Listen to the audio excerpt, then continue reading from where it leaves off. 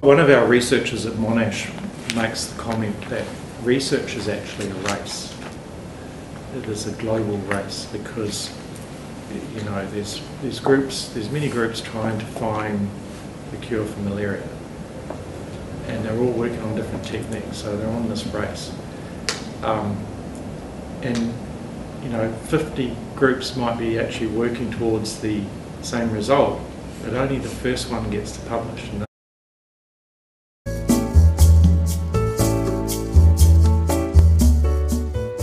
The first one is the accelerators, giving them the ability to render, view their data as quickly as possible.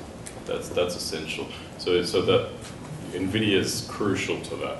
Second is the file system is very important because they need to be able to read and write data. And third is the overall user experience. They need good support. But though you take away one of those three things, you take away the accelerators there, and this no longer is a usable environment. So it's been terrific, right? It's actually fundamentally changed the way that hundreds of researchers do their research.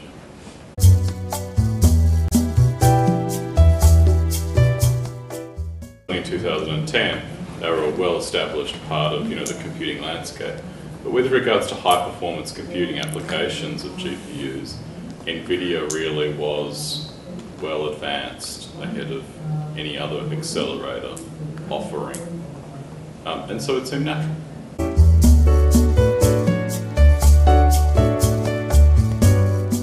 So in the early days we had challenges with NVIDIA GPUs because we were using them in ways that maybe even NVIDIA didn't sort of expect.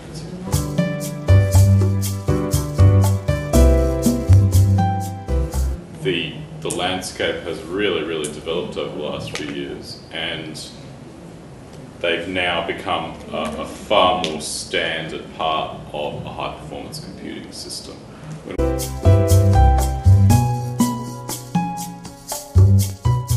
It's been absolutely terrific. Like I said in my presentation, a lot of what we're doing is helping researchers move to a centralized computing environment where I know I can provide them something a lot better than what they can do on their laptop.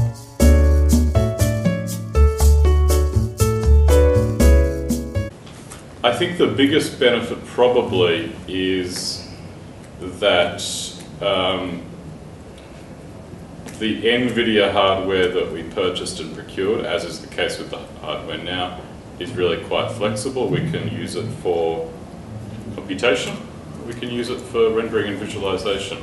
We don't differentiate between the different parts of the cluster. A lot of HPC facilities set up visualization nodes and then they set up compute nodes. We don't do that. It's all just one cluster, and we can dynamically allocate certain nodes to visualization and certain nodes to compute. And it's quite flexible. I think science is done, because when in our modern microscope the researcher uses the instrumentation, they've suddenly changed the way they do the experiment, because we are now giving them instant computed feedback on how that experiment's going, whereas in the past they would collect the data, go away for a couple of weeks and do the analysis. They're doing the analysis now at the experiment data capture stage.